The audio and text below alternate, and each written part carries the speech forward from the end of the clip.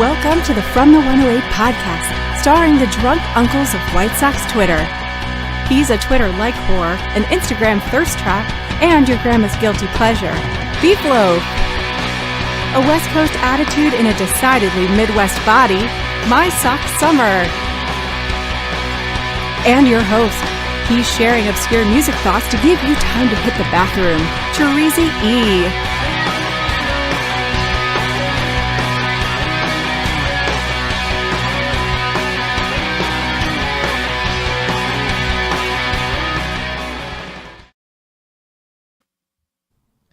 Thank you, Cornsey, and welcome to the From the 108 podcast. Get ready for some baseball, beer, and bullshit. And remember the drinking rules. If Beef Loaf references a meme or says he talked about this on the Ajou, you drink. If My Sock Summer mentions his time on the West Coast or blames his kids for something, you drink. And if I swear or say, here's the thing, you drink. Also, you can make any of us shut the fuck up for 5 whole minutes for $5 whole. We actually have one of those paid in advance for this show. And you can make all of us drink with a tip of $1.08 or more. Speaking of drinking, fellas, what are you drinking tonight? Beef Loaf, what are you drinking? Something from a showgirl. Yeah, you know what? I'm trying to finish up this bottle of tequila that MSS gave me a while back. Oh, nice. And just keeping it and doing it neat. We're just no mixers, no nothing. Just taking down some tequila. It feels like that kind of night, boys. We're heading into a long weekend. I'm feeling great. I don't know about you. I'm feeling good. My Sock Summer, what are you drinking? I'm feeling great. I'm also sticking with a classic. I've just got a big old huge bottle of fucking Buffalo Trace over here. Oh, goodness. Look at that thing. I was like, you know what? Tonight's the night to crack into this bitch. You know, I was like, I like this, but there's not a lot left. I like this, I like that, but I'm going to take the big bottle downstairs. Let's start drinking this Buffalo Trace. So, hell yeah. That's what I'm going with. No glass, just right out of the bottle. Like, I don't know, glug. I like, you know how I like the glug. Is it Arm Day? If it's Arm Day, it might be worth it. Oh, that was yesterday. Yeah, that bottle does have quite a bit of girth. I agree with Drew. Dude, this thing is fucking ginormous. I have a huge Rottweiler head, as Treasy likes to say. Yes, you do, man. It's the same size as my You head. do have a huge balloon head, and that bottle is the same size. Ridiculous. You were talking about size 8 fitted hats before this, and the bottle would need a size 8 1/4, I think. Up to eight. Goodness gracious. Let me kiss him. Give it a good kiss. Treasy, what are you drinking, my friend? What are you drinking, chorizo? I feel like my internet is dying on me right now, but I'm drinking... I still see you. Yeah, I'm drinking the off-color beer for lounging. Same as last week. I have okay. I doubled up on the buy, so I had a little bit extra left. So I'm gonna just keep working through that. MSS, I was thinking the size of that bottle that you have. Yeah. That is you can't sneak it into prison size. No. That's the size that's on it. Well, maybe Wally money. We'll see. You Go in the prison wallet.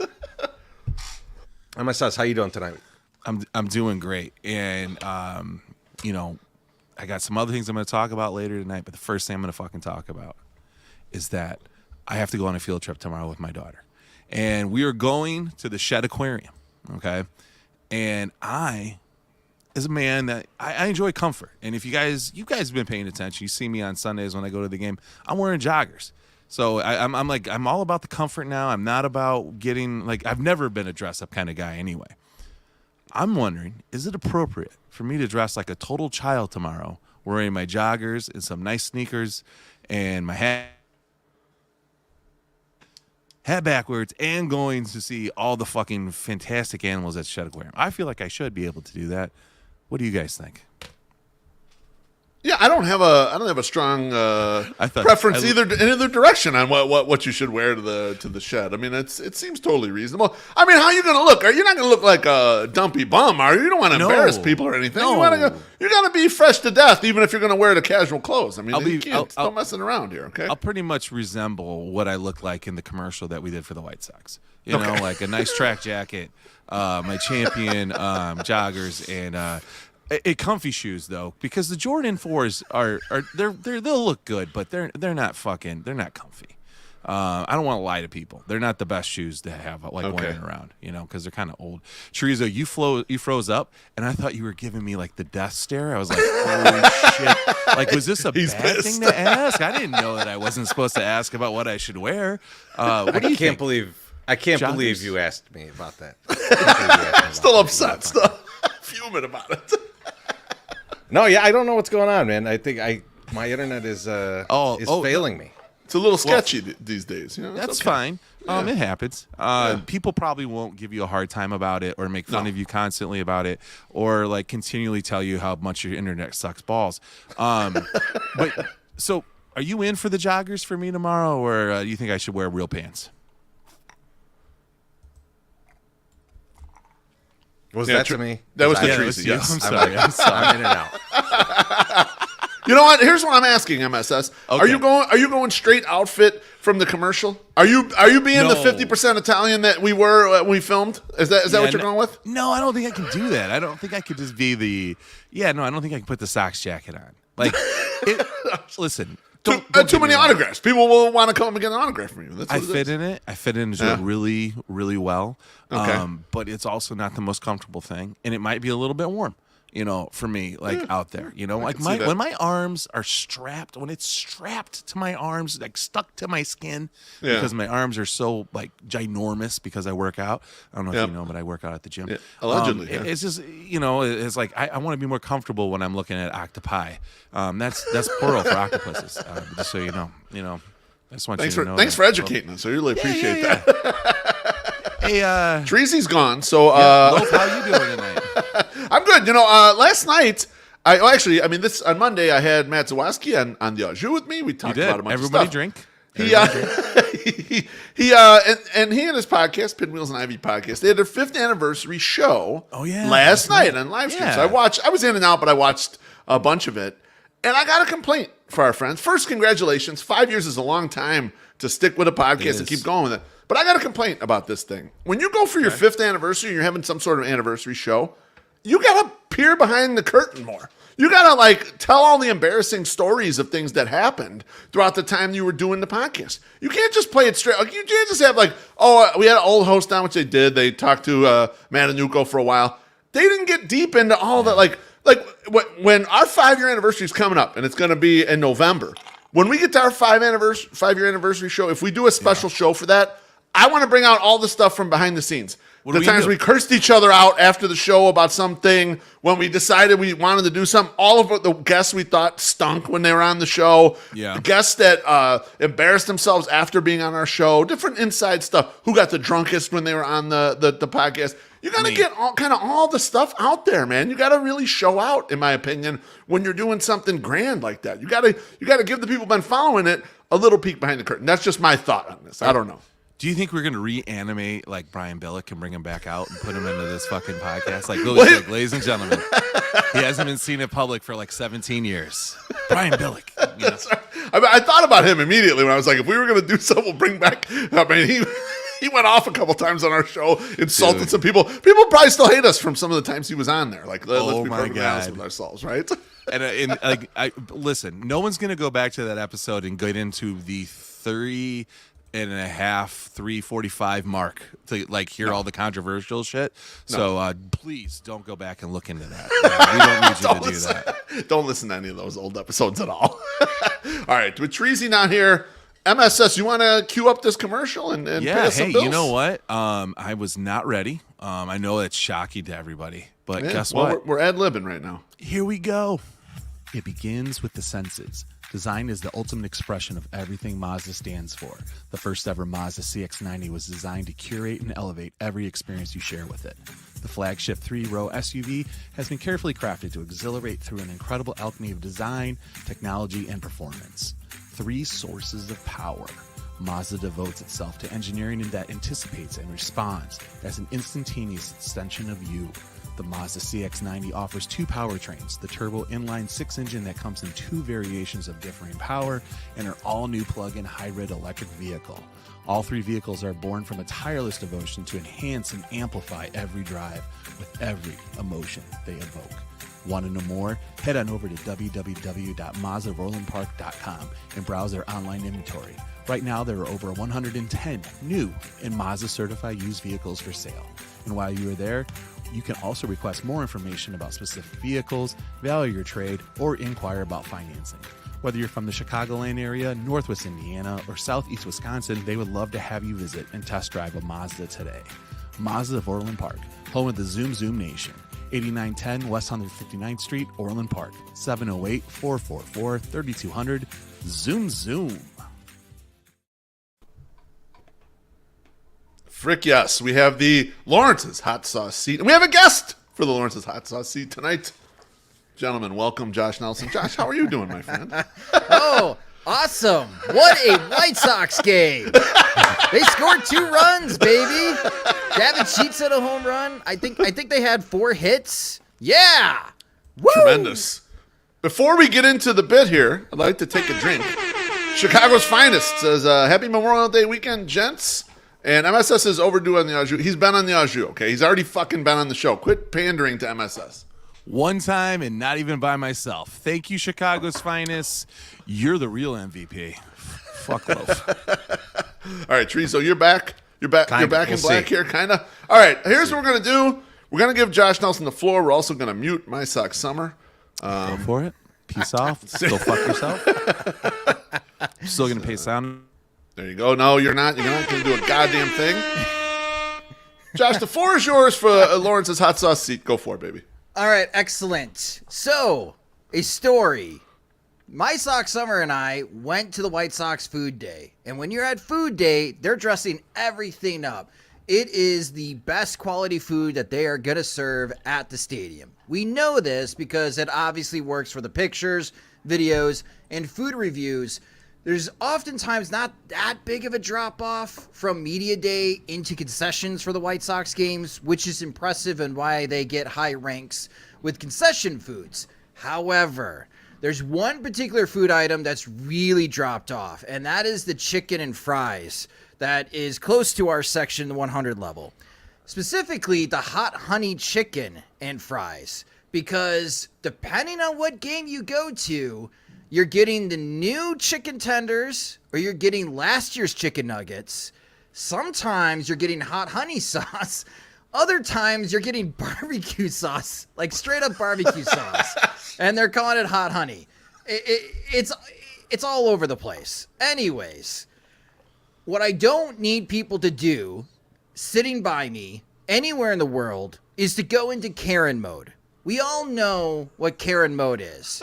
I want to speak to your manager to complain. I don't need that. I don't need to be around for this. That's not something that I do. If I don't like something, guess what? I'll never order that, or I'll never spend money at your establishment again. I don't need to yell at somebody or complain to somebody and try to ruin their day. But Karen Sock Summer, I mean my Sock Summer, gets an opportunity as our friend Vino just wants to make an introduction. Here is the executive chef from Delaware North. This guy is in charge of the food items in the lower concessions. Comes by, makes an introduction, and before he comes by, my Sock Summer's in my ear complaining about his chicken and fries, and we agree that they have been off this year, and he's not happy with the quality of the chicken. Does my Sock Summer say hello to the guy? No. First thing out of his mouth is, did you change the chicken? So now I'm awkwardly sitting here as I'm stuck. I can't leave. And my Sock Summer is going Karen mode on the executive chef at Guarantee Rayfield. Unbelievable. Unbelievable. All right, let's bring My Sock Summer back in. Let him respond to what you had said here. My Sock Summer, is this true? It sounds like it was true. First off, I did say hi to him. And like I said hi to him. I know him. I've met him several times. I've been to Food Day before too. Josh Nelson from Sox Machine. Jesus Christ. Now, people might think that I was complaining. I was not necessarily complaining. What I was doing was saying, hey, what has changed? Because sometimes they don't know what is happening. Guy puts in a place and puts something in. Now, there's two things that are happening here. All right. First off, you're full of shit because I've met him. You know I met him, and I wasn't that mean. Second. It wasn't that mean. Just remember, it wasn't that mean. Second. Yeah. Yes. I said, hey, man, when I go in and order them, they were already ready and sitting on the table. So, like, that was kind of a weird thing. And so that's why I was telling him, I was like, hey, man, the chicken we had there was like a golden brown chicken. This is like something that I find at like an 8th grade cafeteria. Like, you know, it was like that kind of a chicken, like nugget looking thing. And I was like, no. You told a chef. You told the chef that your shit looks like it's from an 8th grade cafeteria. Is that what you said? I didn't tell him that. No. I said what I got originally was like a golden. The chicken's supposed to be like a deep fried golden brown, right? And he's like, yeah. And I was like, well, this is not that. It was different. There was something different. But Josh and I did talk about like the actual sauce. The sauce, like what I got, was definitely not barbecue sauce. It was an actual hot honey chicken sauce, because I could taste the heat, and they had ranch on top. But it was just, the nugget thing was off. The fries were good. Everything, I told him everything was good except for the chicken. The chicken I was not very happy with. And the reason I got them is because when Josh brought them back the first time, they were golden brown. And I was like, they upgraded the chicken. Yes, I will spend $14 on this bucket of fries and chicken, you know, and yeah, I did not get what I wanted. So I wanted to make sure. I'm just trying to help them out. If no one tells them, then they just keep making the same mistake, and then everybody gets pissed. He's doing it for all of you, is what he's saying. He's doing it for all of you. When I think of a Karen, it's like, listen, I ordered these chicken fries for 5 minutes ago, and they're still not ready. That's like, why are they not ready? Or I ordered these 2 seconds ago. I got them immediately, but they're cold. Could you please, blah, blah, blah, like just bitching about all these things.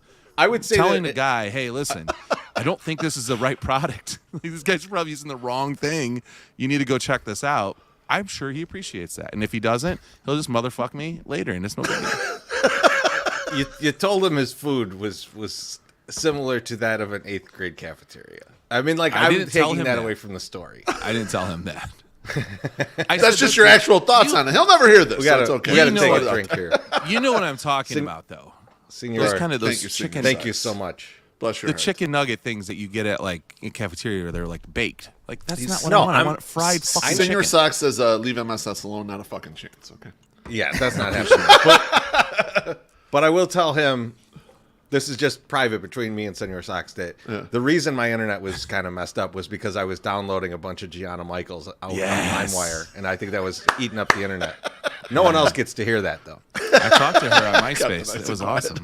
Thank you for bringing that back out. I appreciate that big time. I got your back, baby. So. MySpace. Best place to pick up porn chicks, just so you know. Too bad it's not around anymore. Justin Timberlake fucked it all up. It's still there. I log in all the time. It all came clear why you had to mute me now, because you have to throw me under the bus, and then I get it. I get it, guys. I get it. So I do want to know from the comments, and you could keep going while we talk about some more stuff. Yeah. Whose side are you on in this? Is it My Sock Summer or Josh's side that you're on? We need to know. Yeah. We need to know. Aren't we both on the same side, though? No, I don't think so. Doesn't sound like it. I don't think so. Not at all. So you're just going to be like, hey, your shit sucks. I'm not going to ever eat it again, but never talk to them or never tell them that they're fucking up. I think you need to tell them that they're fucking up. No. I just don't buy them anymore. Like, I get it, but like, this is where the line is on this argument right here. No. Listen, Josh, you're going to be married soon, and you're going to start eating like regular Josh Nelson back at the park. You're not going to be like, oh yeah, I just had an apple. I'm fine. Don't worry about it. Like, you're going to have to eat. Don't you want those chicken fries to be good the next time you get them? I will. Cheers, I will go get things that are good. My sock summer. That's what I will do. What's your favorite thing? I'm not going to go to the executive chef who's trying to make an introduction to me and tell him, you suck. Like, your chicken sucks. The food item sucks. I said, did you It's mostly good, but the main ingredient, horrible. That's what he said. Mostly it's all good, but except the main ingredient, not good. I thought they upgraded. I wanted to upgrade shit. I want to say one thing, though.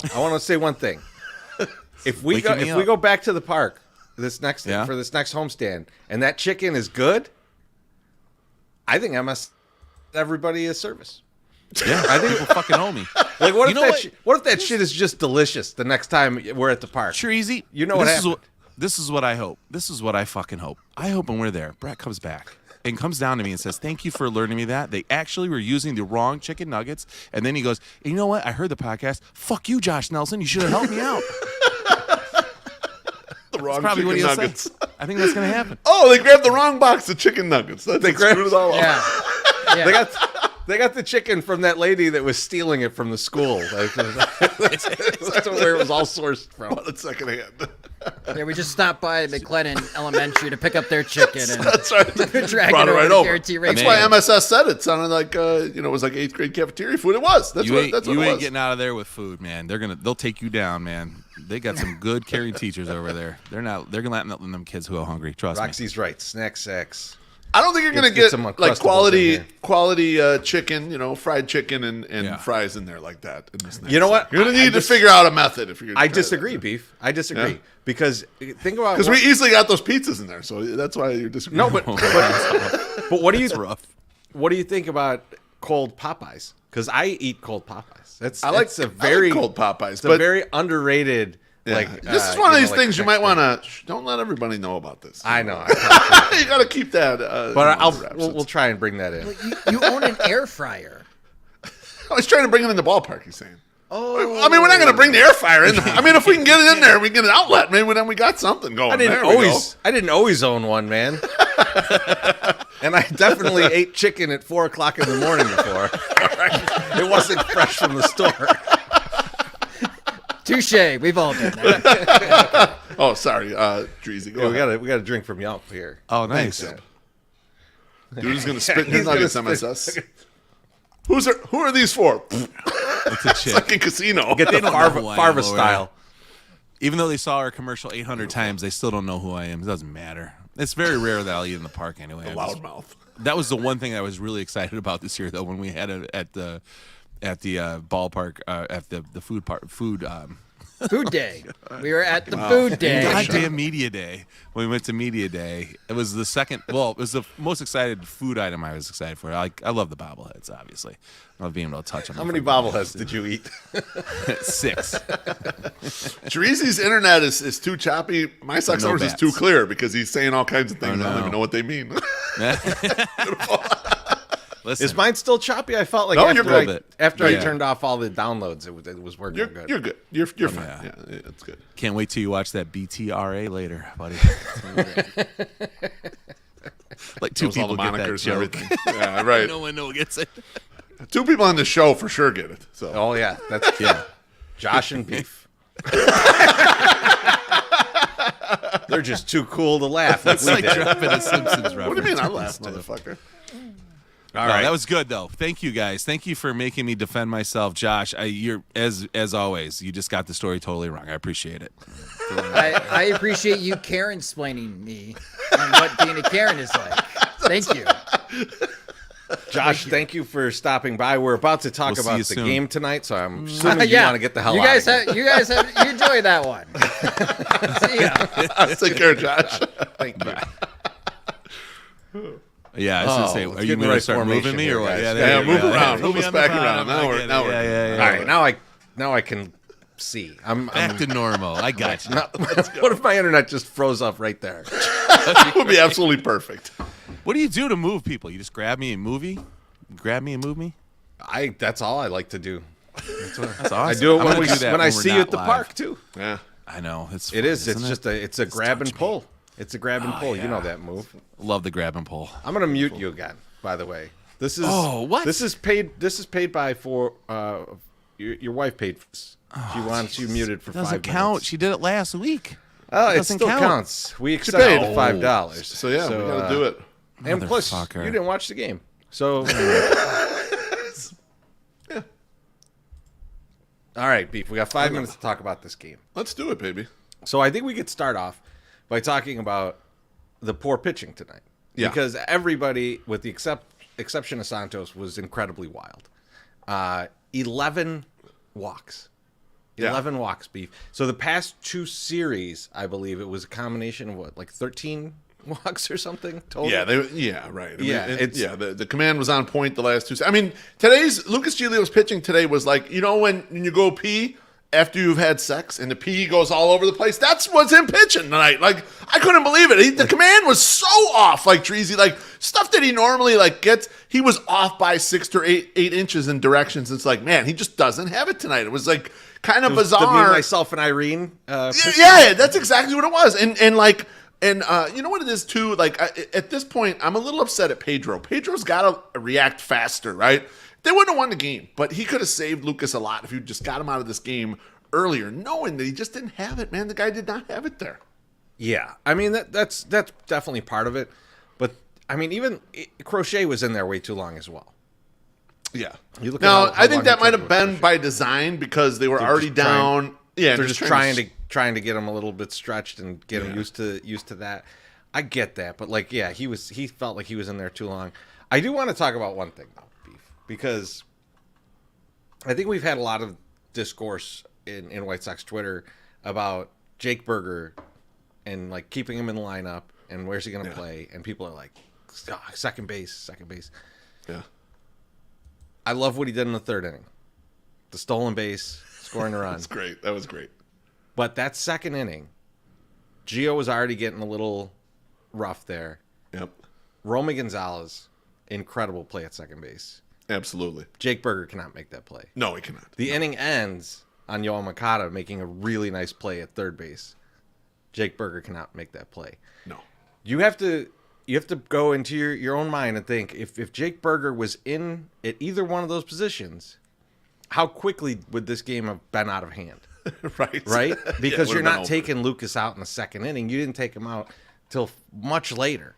Yep. So, that's the kind of thing. It's like these plays that these guys are making, and Romy Gonzalez has been nice at second base. He's been good.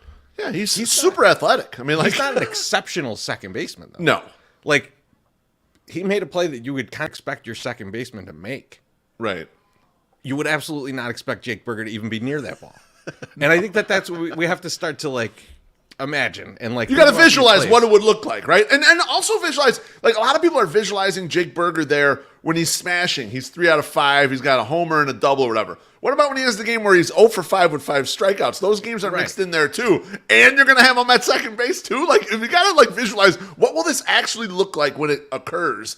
And that's not even taking into account the injury risk, right? Because the guy just is not used to playing a position or whatever. So I agree with you, Treasy. It's one of those, conceptually, you're like, man, why not just take that chance? But then the deeper you dig into, what would it really look like, the scarier it gets all the way down. It gets rough really quick. Beef, what were your thoughts on the game tonight? Well, it's funny you mentioned Crochet. One of the things I noticed, I'm watching Twitter as I'm watching the game, and he had the usual thing, Treasy. He had guys come back from Tommy John, and it's usually controlled. They get their velocity back quickly, and his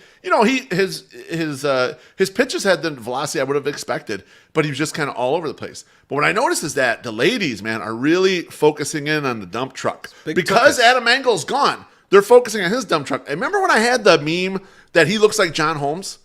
Man, if he's like John Holmes, the ladies are going to get a surprise up front that they didn't realize when they had the dump truck in the back, man. That shit could be out of control there. Treasy, the one thing I realized, and we're talking about Jake Burger, just to go in the other direction on that, how's he going to get his plate appearances? Andrew Vaughn looks like shit right now. He is not hitting at all. He looks terrible. There's no power. And when he gets a hit, it's a single. I mean, it's like he's at that point. No one's walking him anymore. No one's afraid of him. They're coming right at him. And I kind of think he's the one who loses plate appearances when Eloy comes back. I think they're going to slide him out of the lineup a little more, and you won't really notice as much. He won't be in there. I think, Beef, I don't disagree with that. I think the idea of resting Andrew Vaughn a day or two a week is not the worst idea. He's not playing that well. And we know that he doesn't last that well throughout a season, right? Yep. So it makes sense. It's not a terrible thing. I think that would be fine. I think the other thing to think about, too, is that, we're trotting out some bullshit in right field. Yes. Are you really worried about Eloy going out there and playing? I'm not. I'm not. Not at all. I give him a day or two a week in right field, and Burger DHs those days. I have no problem with that. I have no problem with it. Yeah. If anyone is going to come at me and go, hey, man, Eloy can't play the outfield. Whatever the fuck Clint Frazier did the other night, jumping for that ball, they put him in center field the next day. So don't tell me about, like, I'm worried about Eloy going to right field. Well, one last thing on the game. Obviously, the Sox ended up losing 7-2. Gavin Sheets hit a home run. And Gavin Sheets hit his 4th home run on the road. Gavin Sheets is a totally reasonably decent bench bat. Like an above average bench bat, a guy who I'd be happy to play at first occasionally when he handles right field. Like, that's a nice piece. Shouldn't be one of your better players, but it's nice when that's a guy coming off the bench. That's a good piece right there, okay? The White Sox just shouldn't overextend the dude. Get the dude in the right spots there. And I think the way we're talking about working Vaughn out a little bit and Berger in here, like, you can kind of mix and match with these boys and get them the proper plate appearances. Beef, whatever horrible second baseman you have up in the 9th inning going against that right-handed reliever that's on his second batter and they can't pull him out, Gavin Sheets is batting. Yes. Gavin Sheets needs to come off the bench and bat. That is an important role, is being a lefty bat off the bench. Did I say that right? Yeah. And so, that was and so I like that idea. And yeah, he's serviceable in the outfield. Plus, you've got a number of guys that can play in the outfield, right? Like, so I think that's the kind of guy. If we're gonna have a thumper on the bench, let's have him. Him and Berger on the same team and using them strategically. I love it. Well, Barry, don't worry. You miss MSS. He's back. He's alive. Nothing happened to him. That's enough about this. Talking about terrible game, circumcisions and OnlyFans and terrible great stuff in the chat. Right? Terrible game. I don't like to see Akil Badu hit balls 8,000 feet against my team. Yeah, that is kind of it's kind of the feeling right now. I hope he really snaps out of it. I think, you know what, a couple days rest while Jake Berger's taking swings. Might snap him back into things. You know, he's a grumpy little guy though. His eyes weird. But speaking of snapping back into things, we do have some guys coming back off the injured list soon. So I think it's time to play Should I Stay or Should I Go? One of our favorites. Brought it back. It's been a while since we've done great this. Graphic. We usually do this at the end of the year, you know. But in this case, there's a lot going on, and so Eloy's coming back. We're soon to see Liam come back, and we're soon to see Elvis Andrus come back. Yep. And so when they come back, someone's got to go. All right. So let's go through it. Let's kick it off with our guy Romy Gonzalez, MSS. We haven't heard from you in like 5 minutes. Should he stay or should he go? Dude, as I like to call him, Romy Gonzo. You know, Gonzo. See ya. We don't need you. I don't know this guy. Other than the fact that Missy likes him and is trying to slide in his DMs, I really give two shits about this guy. We have plenty of people that can play these roles and do these things that Romy does, and also strike out like him. So I don't need to see him there. So Romy, see ya, gone. Beef, where are you at on this one? Gonzo. You know what? Surprisingly, Romy's staying for me. It's not that he's not good. He's had a couple good games. But when I look at the roster and I just look at like what the options are and kind of what the upside potential is, like I just look at him and like I know he can't hit, and he probably continued to hit like Stevie Wonder. But what if he started making contact like he did the last few days?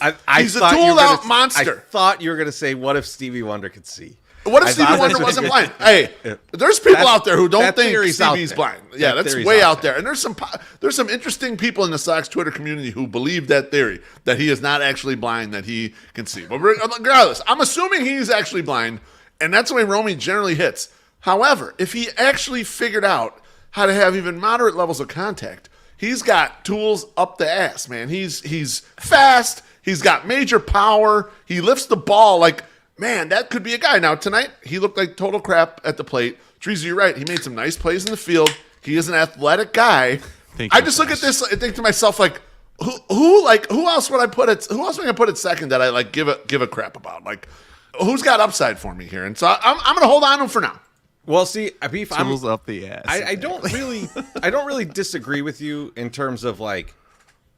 This is a guy that, like, I'll take the upside on, and we'll take a chance on. But looking at what the org will do, like, Elvis is going to come back. Elvis is going to play second base, right? That's what I'm afraid of, yeah. That's what I'm afraid of, Treasy. Elvis has been horrible. Like, but horrible. But you know what's going to happen. You know that's the plan. Hanser Alberto, you have to cut him if you get rid of him. Yeah, right? They're not going to cut him. They're not going to. No, that's what I want. That's what I would have. Pedro Grafal is not going to let his best friend Hanser Alberto get cut just so that his son can stay on the team. So he's going to demote. It's a tough choice. It is, but you can have. You still have some optionality when you put Romy down into the minors because you don't have to say goodbye to Hanser, which is tough for him to say goodbye to, apparently. Yeah. Even though the guy almost ripped his entire arm off just trying to say that he was safe. Listen. This guy is maybe not the same guy that should be bunting for a hit. Yeah. I think maybe the athleticism is behind him. It's waning. We'll talk about Hanser later. Fucking take it Hold easy, your horses. Treasy. Hold your horses. Or should we just get into him right now? No. Christ. Let me use all the good bits. I'm just saying that I don't think that Romy's gonna stay on the team because he's got options the other guys don't. Right. So he also sucks. Oh, he does suck. MSS but they correct. all do. Like all the guys we're talking that was about. my point. That was my point. True. I agree with MSS that he sucks, but I would still keep him. Let's just put it there. I just don't like it. I don't like it. Thank you, Chuck. I did see the yoga at the park. He says contribution towards Lulu's for yoga at the park. I've got no interest in it, but I hope people enjoy it. If we try to do yoga MSS, how many farts are sliding out while we're trying to do it? You know what? Several. I also saw Jeff Chester that he ordered some merch too. So thank you, Jeff, for coming in and sliding in and ordering some merch. Jeff. Yeah. All right. You actually might have gotten something special. Just next up. Not telling.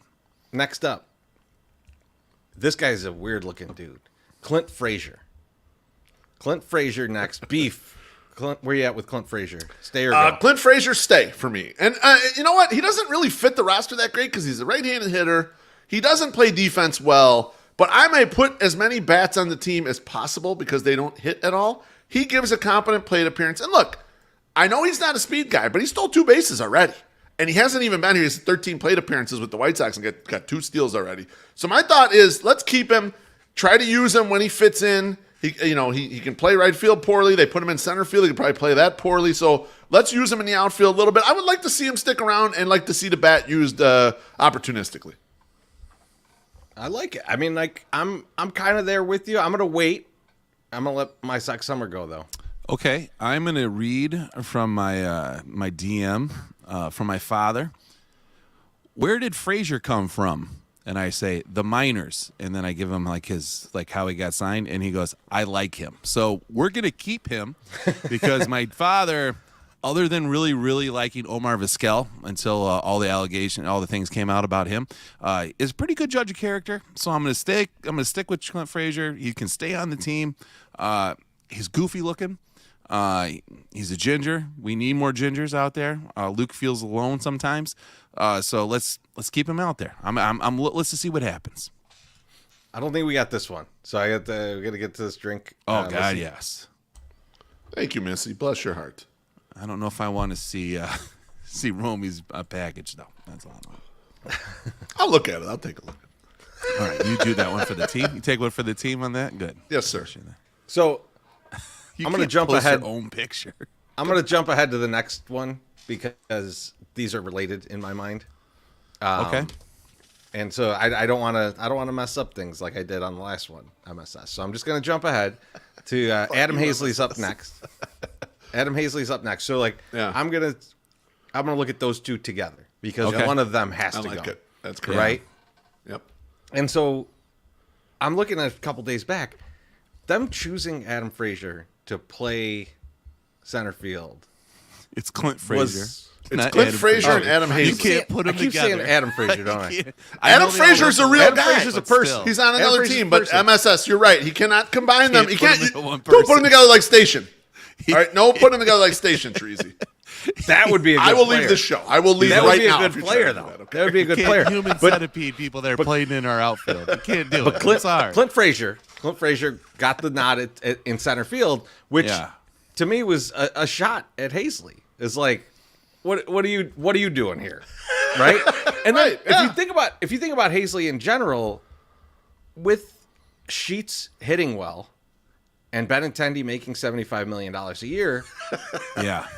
And That's right. And Benintendi's obviously way better than Haisley. Yeah. He's a redundant piece. It's weird to say because we're Sox fans and we haven't had like, oh, who's the left-handed hitters? We haven't had that in a long time. But now you do have Benintendi, you do have Sheets. Yeah. And those are your corner outfielders that hit left-handed. You don't need another one. And if Clint Frazier is a better center fielder in Pedro Grifal's eyes, even though we know he's not, if you look at any of his stats, even if that's the case, then I don't see how Adam Haisley stays on this team. Yeah.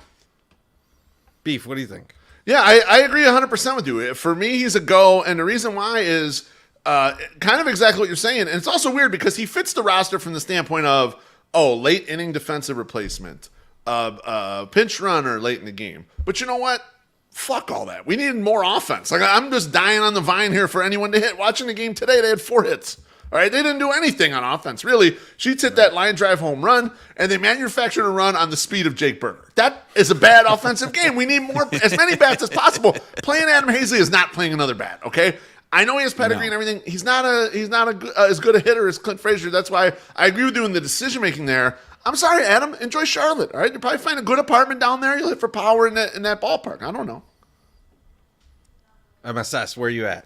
I assume you're with us.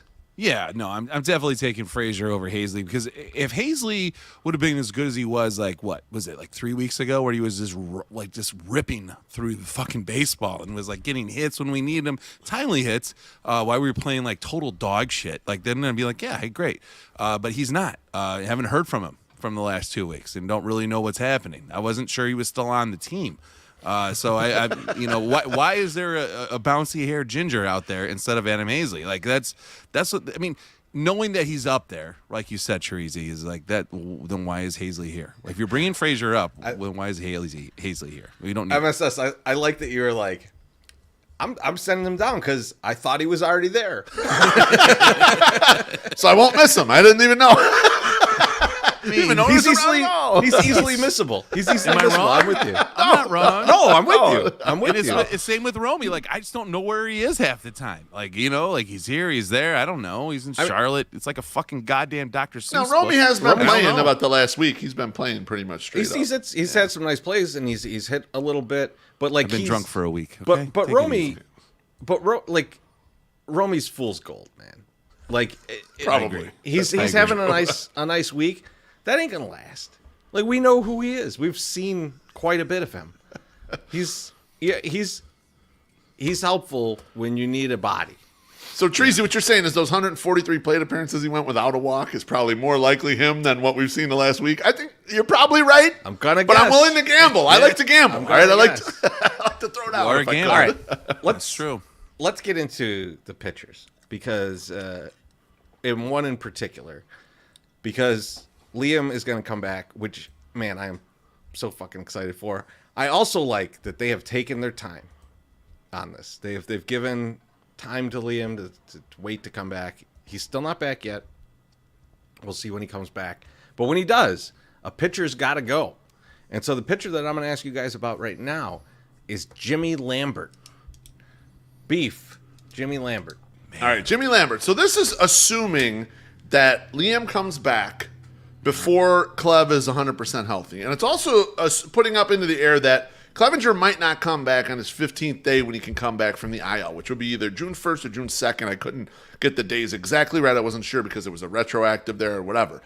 In that instance, if you need length for a fifth start again, I don't think they're going to push Jimmy Lambert in that spot. And when I look at the bullpen, even though Lambert's been totally fine, I think he's probably a guy that will have a short trip to Charlotte to balance this out, even though it's through no fault of his own. It's kind of a nice problem to have. Like, you DFA'd off all the junk from the bullpen, and some guys got right. And now what you have is, it looks like a solid bullpen top to bottom. So if Lambert does have to go down because of this, because of a roster crunch here, through no fault of his own, that's a good problem to have, in my opinion. So I think he probably goes for a little bit until they get Clevenger back, and then they shuttle him back up, and they'll send Jesse Schultens back down. But I think if they need the Clevenger start spot, and you need a guy to go like 4 or 5 innings, Schulten's got to stay. I think Lambert will go for a little bit.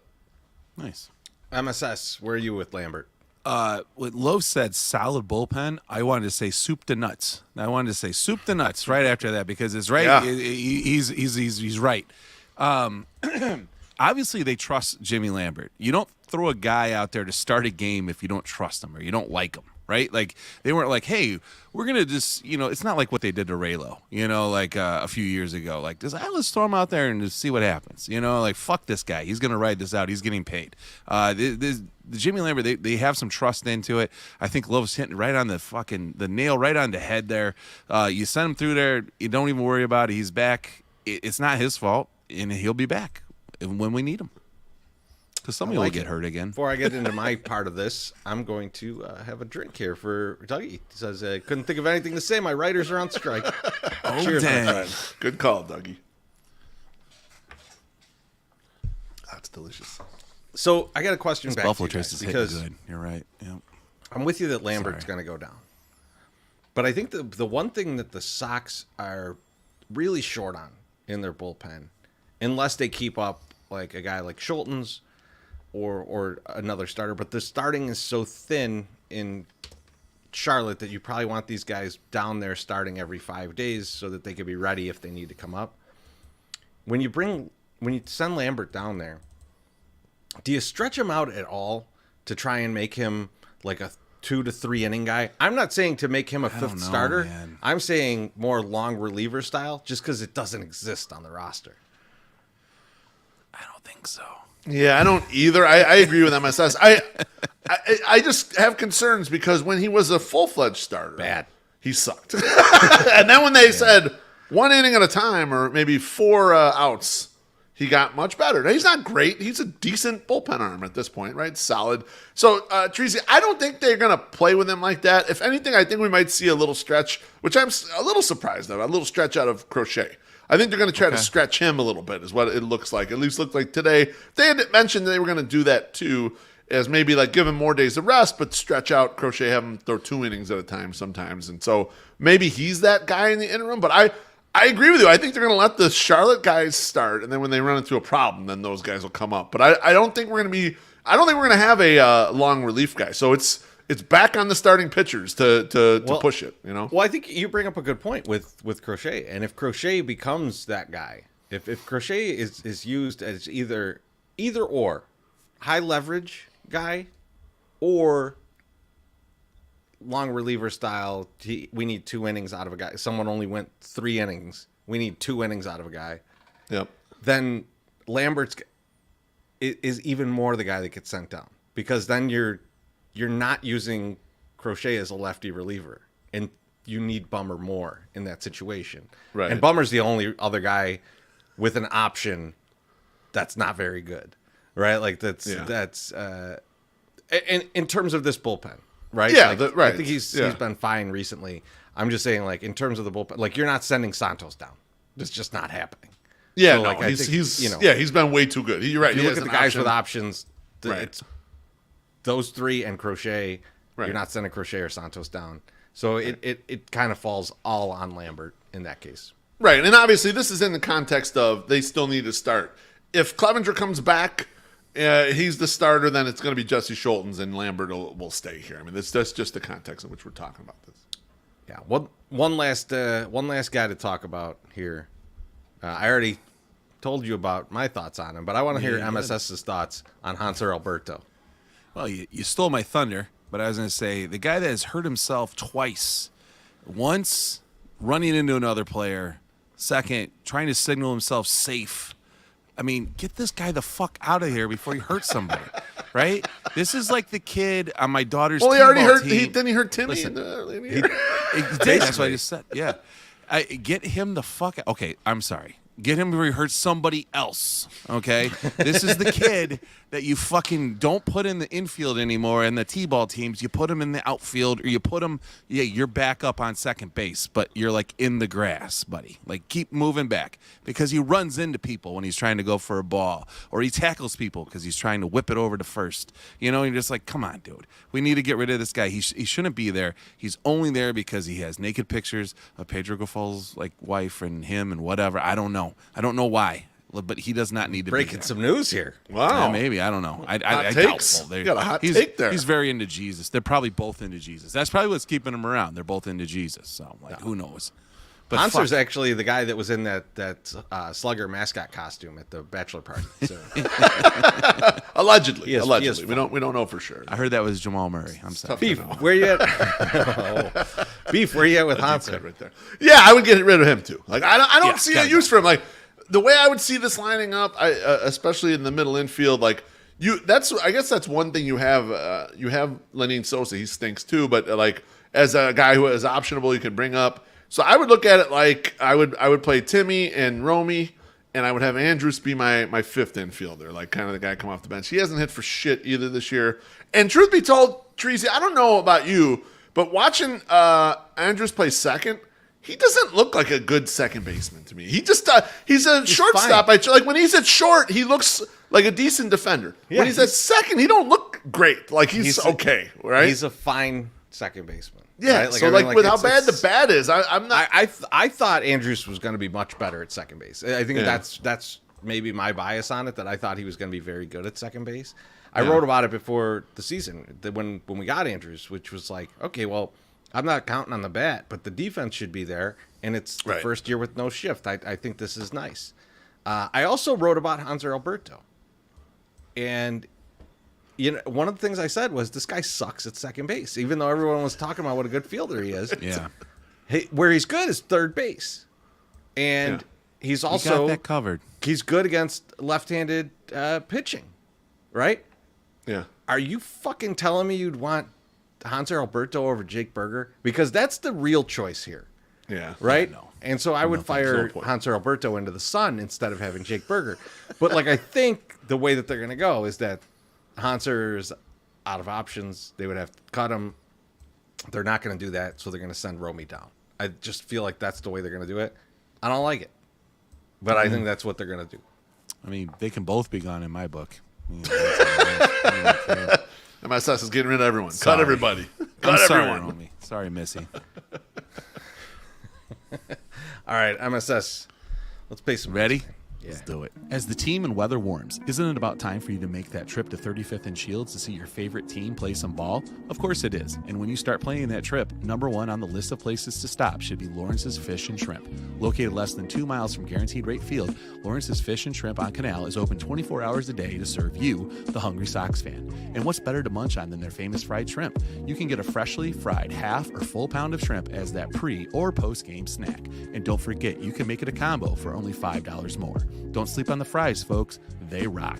Lawrence's Fish and Shrimp have 4 locations: 2120 Canal Street and 3242 West 87th Street in Chicago, 50 South Manheim Road in Hillside, and 3248 Volmer Road in Olympia Fields. Visit them online at chicagoshrimp.com to see their menus and to place an order. Give them a follow on their Twitter at Lawrence's Shrimp. Lawrence's Fish and Shrimp, Chicago's favorite shrimp house since 1950. The fade out gets me every time. Just so good. Just so well done. I love mean, it, MSS. Guys, you know I what almost time went it over is? there today. Loaf, I almost called you and said, hey, bro, let's go pick up some Lawrence's for lunch. And then I was like, fuck that guy. I don't want to hang out with him. So, Is it still Lent? We should get some tomorrow.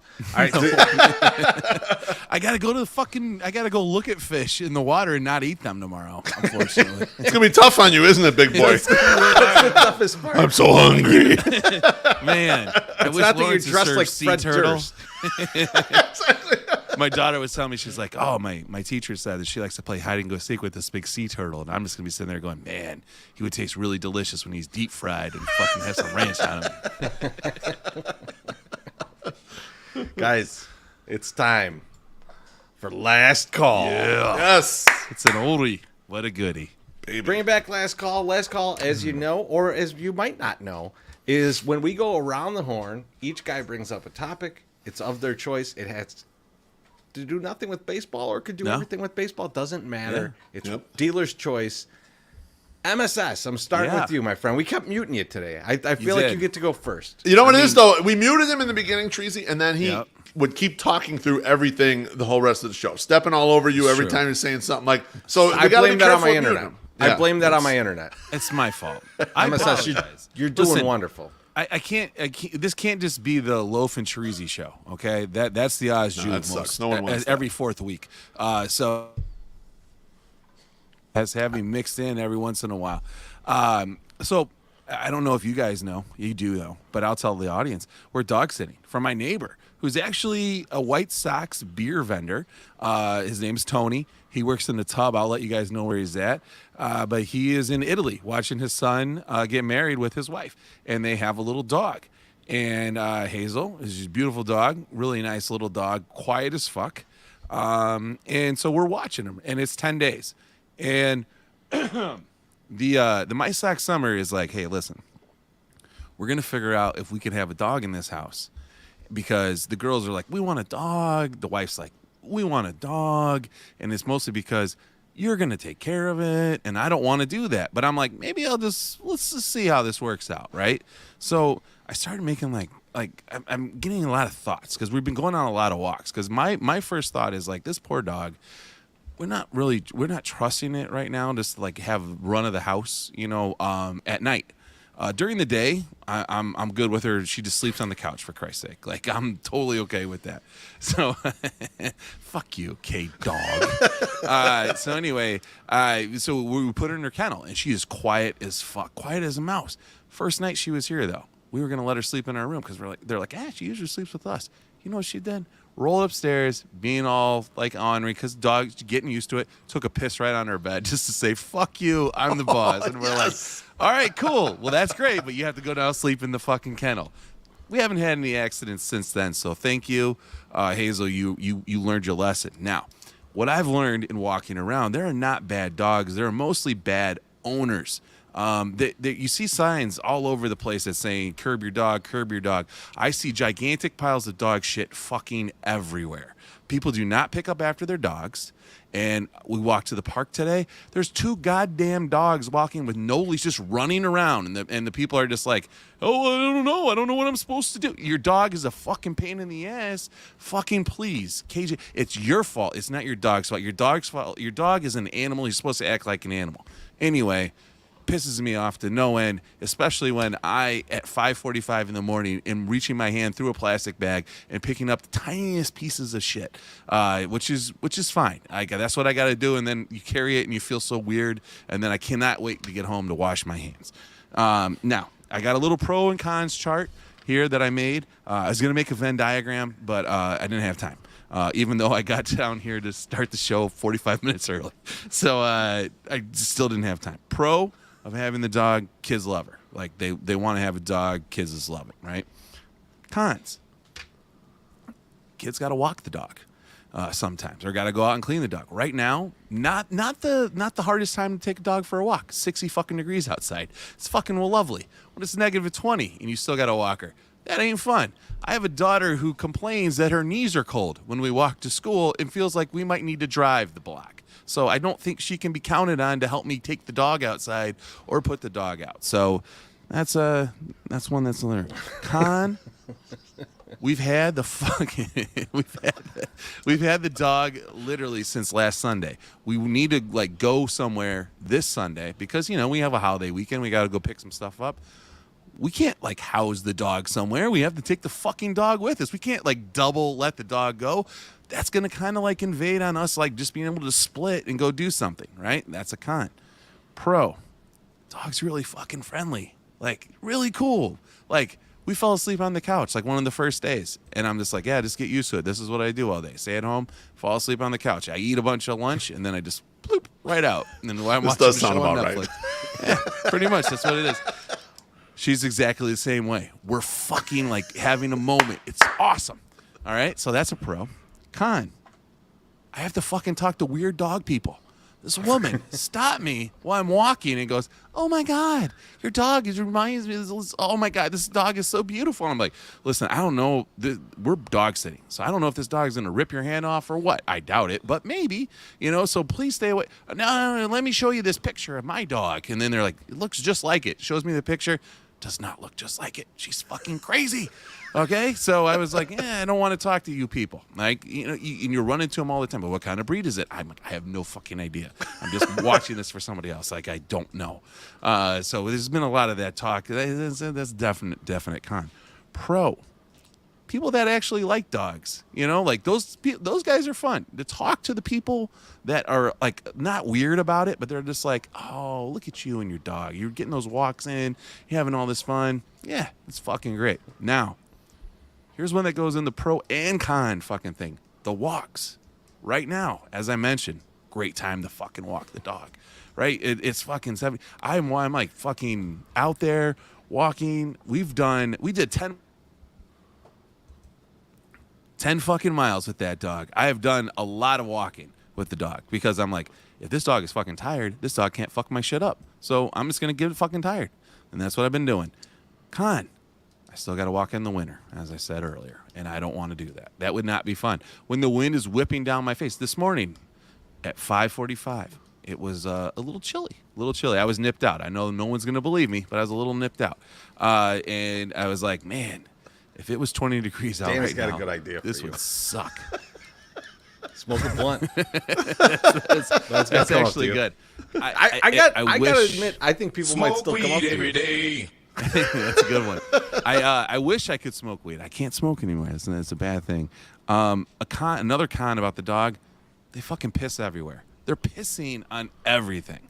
And my daughter's, my oldest one, she can read stuff that says no dogs, right? And so when Hazel stops to piss for the 15th fucking time in the block and a half we've walked, they're like, no, that says no dogs. And I was like, first of all, that grass is like 8 inches long. Fuck them. They don't care about their yard. So I don't even fucking care what you're doing. He's making judgments for other people. I love it. Feel free, Hazel, piss all the fuck over that. Like, I don't even give a shit. You can shit on it. That's all I care. Because I'll rip the grass out for them, and it'll make it look like they actually fucking give two shits about their yard, and then I'll trim it down. Those people are kind of pissing me off. The people are like, why's your dog? Get your dog out of here. It's like, listen, motherfucker, I can piss all over your lawn if I wanted to, too. Fucking trim the shit, please. Please. So anyway, all right.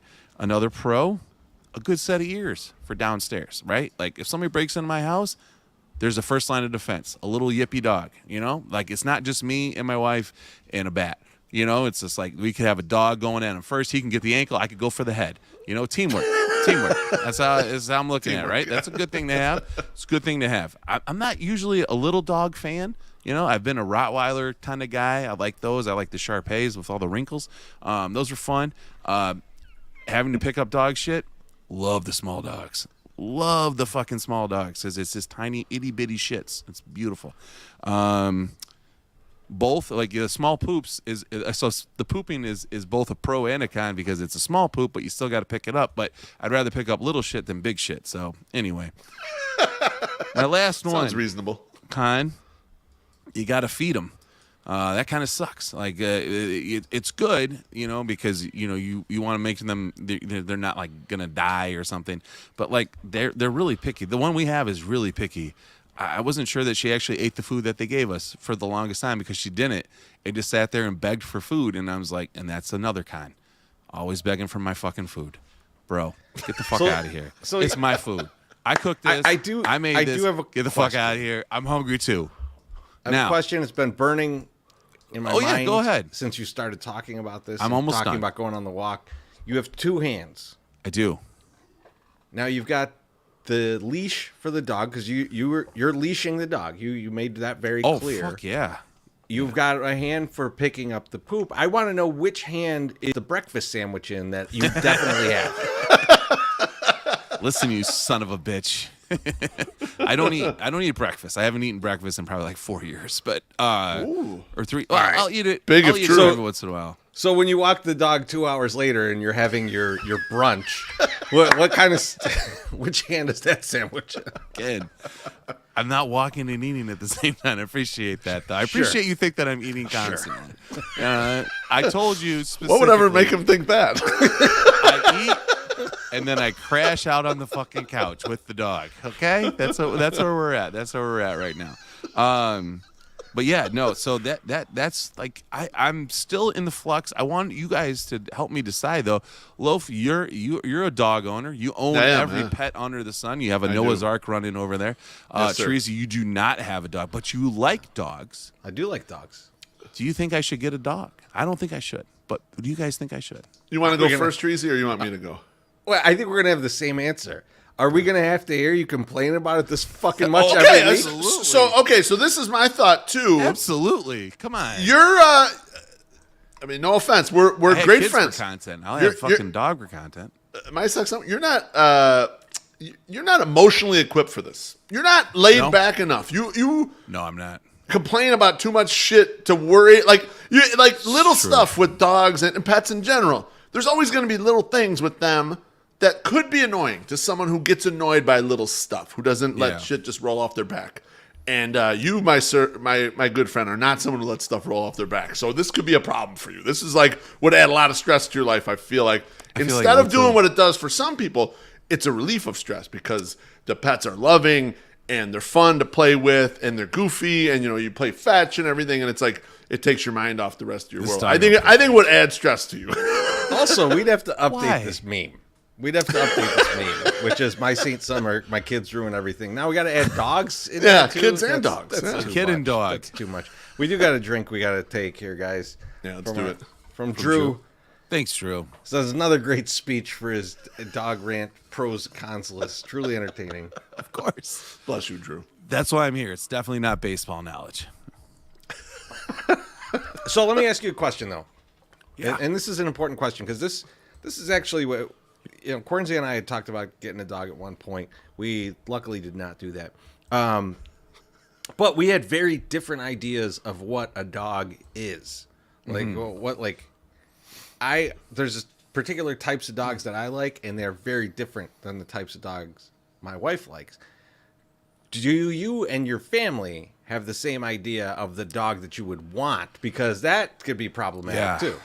Right. Well, so...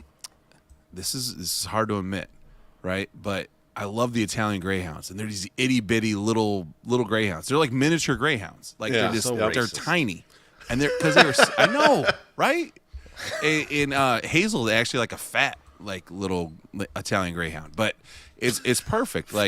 They're just like a nice little size. I never in a million years. I like that K-Dog just said I like Italian dogs, and he's on the delay. He doesn't even know that I already said that. But yeah, no, it was just this is so much better than I thought it could be. And also, I've tried to think about this, Teresi.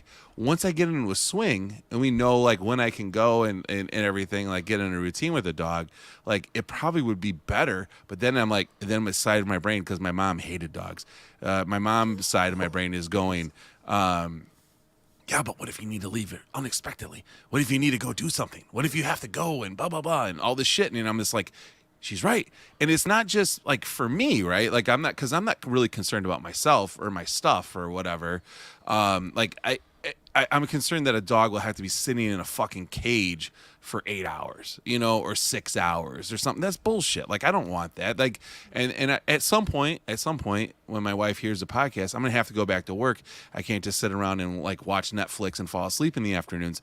So I'm going to have to get a job at some point, and then that dog is going to have to be around himself for forever, and which is bullshit. I don't know. I think it's really rude.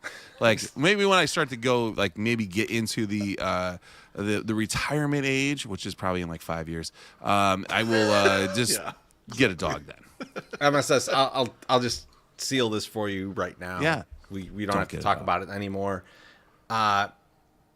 One day you're going to be taking a nap, or you're going to be taking a shit for an hour, whatever you do during the day, and you're going to wake up or come out of the bathroom, and that dog will have torn apart every fucking Beanie Baby in your house. That's so okay. know that is a risk. It could be. or that'll rip the Kane guy's bobblehead off. Well, I would be mad. It's gonna happen. Unforgivable. It's what dogs do. So Wait a minute, it's not guaranteed. Get out of here. 100% guaranteed. There's no way Morty can Dogs hate Morty the Kane doesn't guy. chew anything up. Morty Dogs chews hate the nothing Kane up. guy. They hate the King guy. Morty They wouldn't do. care about the King guy or anything, chewing up anything. Well, All right, I I'm should gonna go- get a dog, right? I'm going to tell you. You probably shouldn't. You complain about. No, you already no, just I said complained no. about Yeah, it. absolutely Yeah. no. All right. K Dog thought this was going to be a Not getting short show where it would have been 16 Fuck minutes you. on your dog stuff.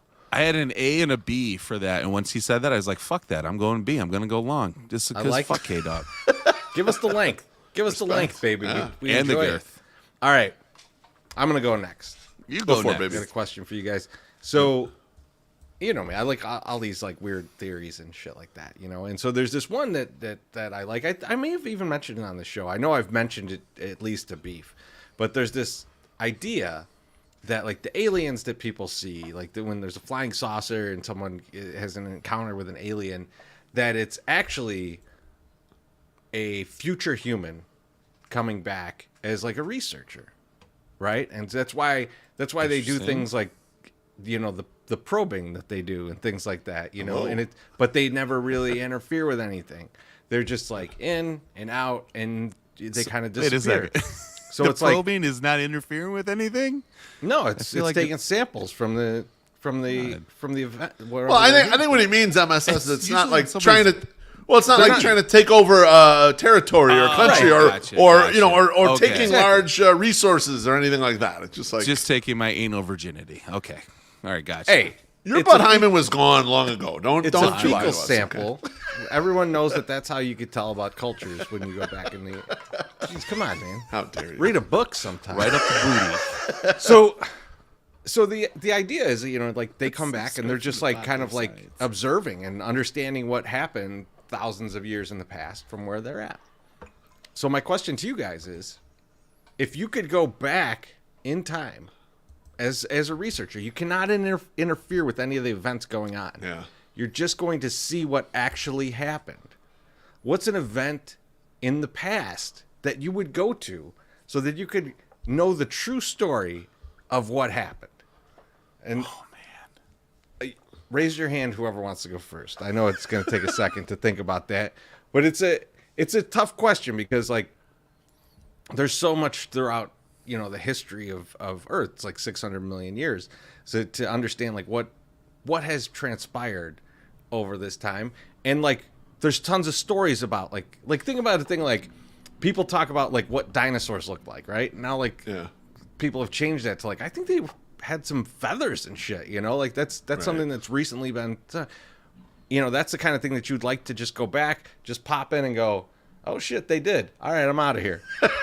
I don't know if it's a specific event, but it's always like interests me a lot, especially like the Mayans and the Aztecs. I would want to see really what that civilization looked like because the way it's kind of painted is they were extremely advanced in mathematics.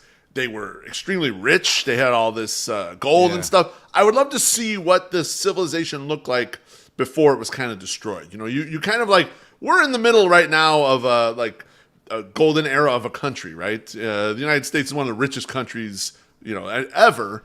But at some point that ends, and then like so, I would love to go back and see a different version of that. So like the Aztecs and Mayans, I would like to go back and see what that looked like when they were really thriving.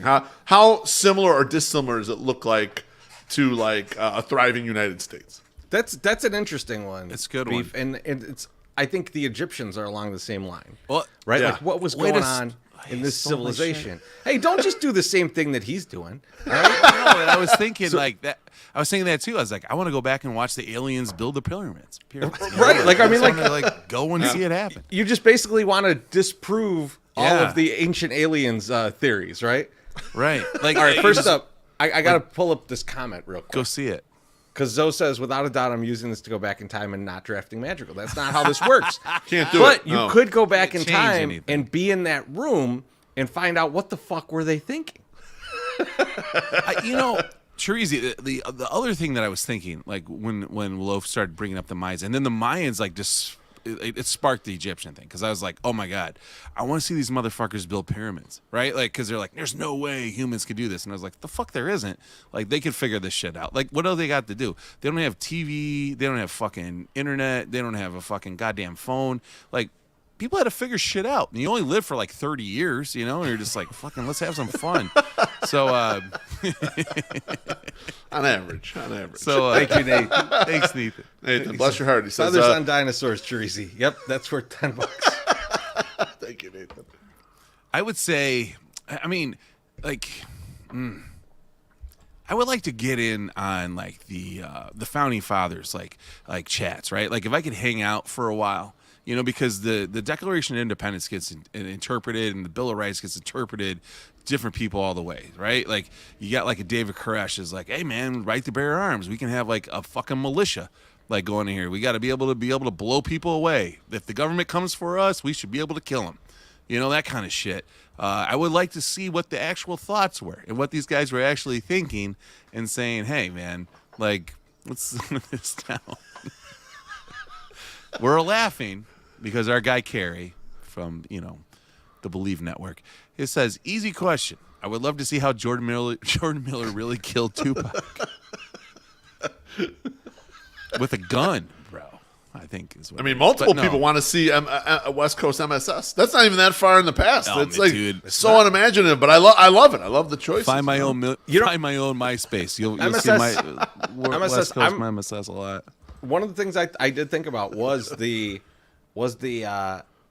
founding fathers, but in a different sense, like what? The kind of like the start of all of that. Like how did they like get that ball rolling on like, let's do this, and then build up the entire like the army and everything to fight the British. Like, there's a lot. You got to be one hell of a talker to put this shit together, even if things suck. Like it takes a lot. So I would like to see what that looked like. I mean, they really would skin me alive for being as dark as I am, but that's not, you know. But that's why I would just pop in and out, just dinosaurs are similar. Yeah, a country founded on religious freedom, and then like decides that, hey, we don't want to pay taxes anymore, motherfuckers, and then like that's fucking American, like, right? Like, we don't want to pay our taxes, and we want to kill you. Like that seems very American. But I also want to hear all the shit that's going on in those rooms, because these people interpret shit so weird, and they think that like there was like everyone got along back in the olden days. Everyone was so this is friendly. what the play Hamilton is about. Just watch the play Hamilton, MSS. I mean, Hamilton was covered this whole thing. Like when you started saying, I'm like, I already saw this on Hamilton. It's a great musical. You should check it out. It tells you everything you need to know. Speaking of American I'm sure history, it's not whitewashed, you motherfucker. Oh, it's definitely not. It's definitely not. Nope. So here's one that I thought about, and this is a recent one, but I think if you went back in time in this fashion, you'd probably know where to position yourself to get a good view. And this is the Kennedy assassination. Oh, so there's the Jimmy Hoffa one in the comments. Jimmy Hoffa along the same lines. But the Kennedy assassination, you would know exactly where to go. You'd be like right behind that lawn and be like, any motherfuckers over here? Like, you would be scoping it out. You'd know where to scope out. So I think that could be an interesting one. Like, would you guys be down with, like, would that be something that interests you, or do you just not care? Or are you just kind of like, whatever happened? I don't know. That's tough. I mean, like, something like that, someone being murdered. I'm not into the downer stories that much, Treasy. That's not really my. But that's a huge question mark in our history, right? Absolutely true. Like in Sopranos, when someone gets killed, it's kind of funny almost. Like then I like it when it's almost a comedy. But the president getting his head blown off, like, it's a little somber for the beef loaf. I get sad about stuff. I'm not there to celebrate it. I'm just saying. I'm not saying I need to be in the midst for this. I don't know if I want to tell you about the kind of stuff the Aztecs were into. No. Right. I just want to overview what their society looked like. I don't want to. I'm not. There was a little bit of human sacrifice. I don't know. I'll leave before. You might not want to go to any of their sporting events.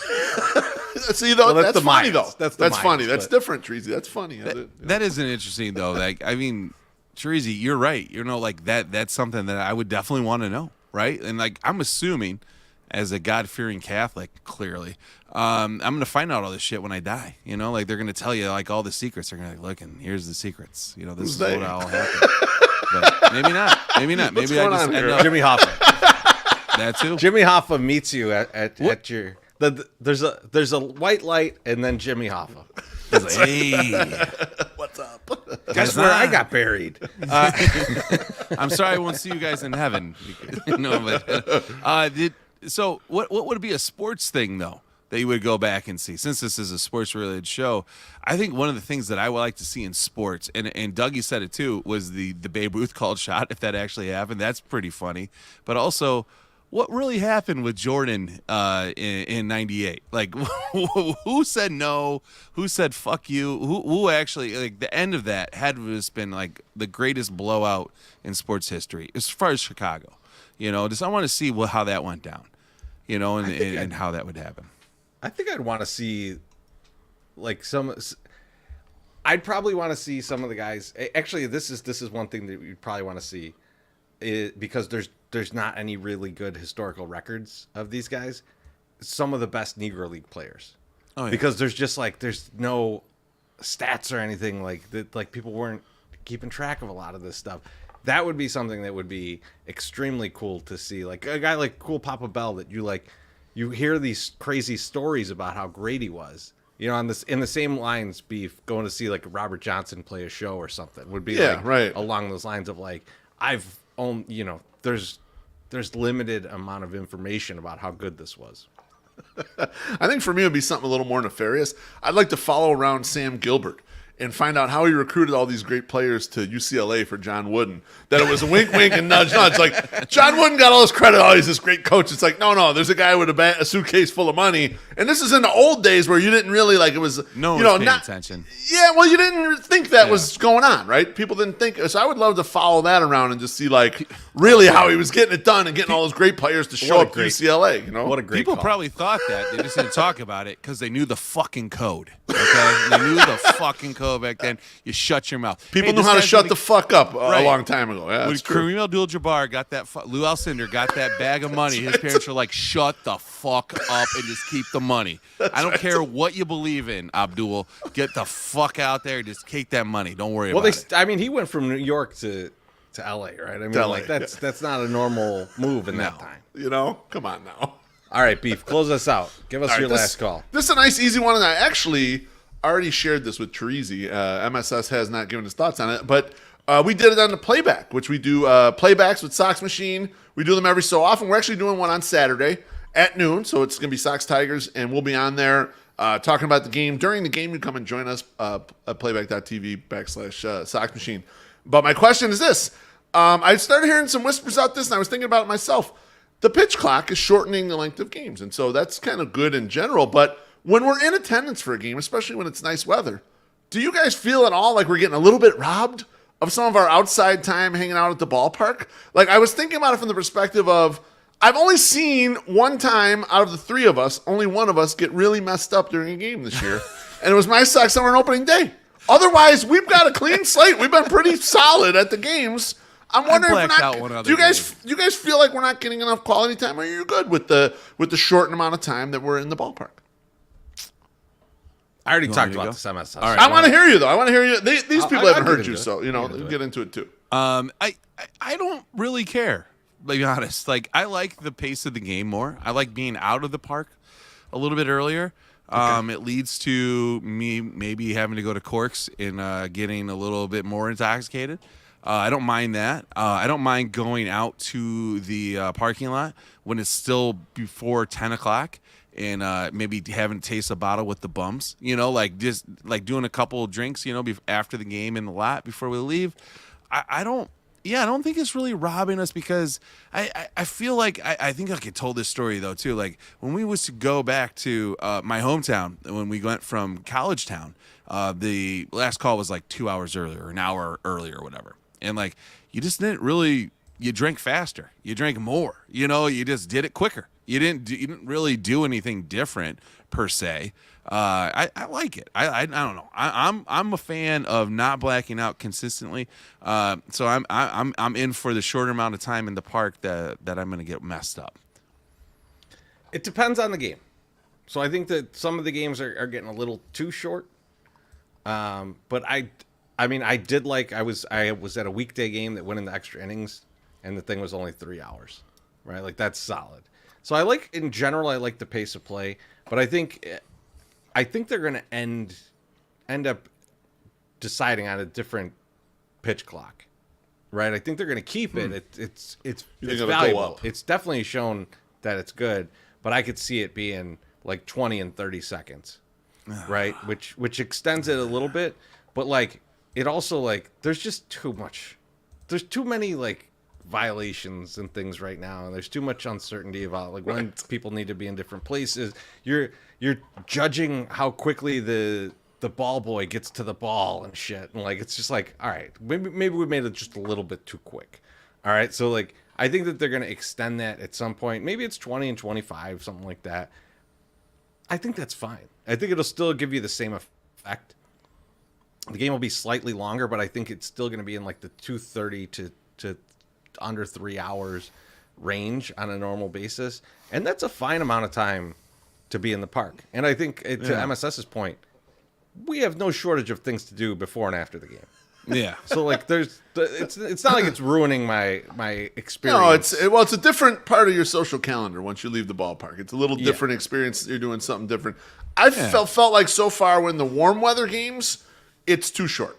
When it's 75 degrees out there, we had a couple of those this past weekend, it felt too short to me. I would have liked to have been out there hanging out in the ballpark and watching more game for them. But I agree with you guys. When it's chilly, when it's cold as fuck out there, it's nice that the game ends a little brisker pace. So I think it's, as we get into the summer, I'm gonna miss the extra time in the ballpark more. I will say it's probably a little too short right now because we did stay for fireworks the other night. Yeah, that was weird. Fireworks. That is so a rare occurrence for us. Yeah, you're like, hey, we're gonna stay, and I was like, what? No, get out of here. Oh, that's not cool. There you go, K-Dog. That's for you, my friend. Oh, fuck him. Fuck that dude. Matt Ramsey Power Hour starting up 15 minutes after we go. All right, off the air, fellas. It's time for some thank yous. Ooh, some GFYs. I feel like MSS is going to have some GFYs this week. I'm going to start, though. I'm just going to get mine out of the way because mine are very easy. I just want to thank... Yeah, boy! I just want to thank everybody who watched this live after such a shitty Sox game.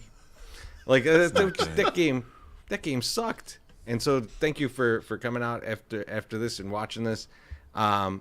MSS, who are you thanking or GFO? Brooks Boyer. No, fuck that guy. No, I love that guy. I'm putting up this one.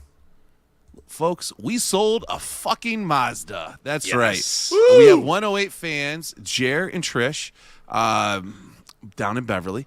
They bought Orland Park. This is fucking amazing. And it's like, listen, everyone's like, oh, way to go, guys. No, we sold a fucking car. This is a made-up thing. We made this thing up, okay? This is a podcast, okay? People actually bought an actual car. So I texted Riz, the guy that sponsored the 2023 108 tourney, and said, listen, the house is next, bro. We just sold a car. So get ready. Just get ready. Yes. We're going to buy it. So thank you to Trish and Jer, not only for having me in your home for St. Patrick's Day down there. That was awesome. I didn't have to take my shoes off. I appreciate that. Also bought the car. Now, here's what comes next. And if you guys are on the fence about buying a Mazda, this definitely seals the deal. Jer and Trish are going to get a year's supply of every 108 merch item that we come out with. So the crazy stuff that I was talking about with these guys before the show, we got pre-sales coming up, folks. We got pre-sales coming up. They're going to get them for free. For free. Just for buying a car that you need to move around in, to drive your kids to school and back, to maybe to take your dog to the vet, whatever. All these things. So make it happen. All right? Go buy a car. Free 108 merch for a year. But let's not let that overshadow the fact that we sold a fucking car, guys. That's fucking amazing. All right. Especially with the 108 flamethrower just about to come out. Yeah, no shit. That's a timely purchase for them. No question Junk about brand. it. Cheers. Thanks, Jer and Trish. Yeah. Bless up. Yeah. This beer's empty, so I need another one. Beautiful. Not a better time to pop it than in the last segment. Beef. Who are you thanking or GFYing? All right, I'll close up. I'm going to thank Bob Dancer and Richard Munchkin. You guys don't know who they are, but they are the hosts of a podcast that's been going on for 13 years called Gambling with an Edge. Probably my favorite gambling podcast that there is out there. It's one of the few podcasts that gets Sammy's going to be pissed into gambling, and they actually featured us on there, Treasy, when we got the 23 grand stolen from us at Bet Revolution. They talked about our little story there, and I've linked up with Richard or whatever. We tell that story in more detail in Sam Panianovich's Chicken Dinner podcast if you want to hear stories about Treasy and I and the gambling days and getting robbed and stuff. But it was kind of a cool show that they were willing to tell advantage play out there a little bit, enough where you can learn something for it, but not where they're giving the whole thing away. The guys are getting up there in age, and so they're finishing up. And I listened to the last show, which was a mailbag show from just this week. So congrats to them. Great run. I enjoyed the show while I was on the air. I'll still go back and listen to random episodes because there's a lot of great stuff there. So nice job, boys. Perfect. Some incredible stories there. Those guys have some incredible crazy stories. Yeah, definitely worth the listen. But fellas, that's it for this week. That's all we got. We're out of town this week, so no soak, no nothing, but we'll see everybody pretty soon. So we'll talk to you. Have a good night, everybody. See you soon.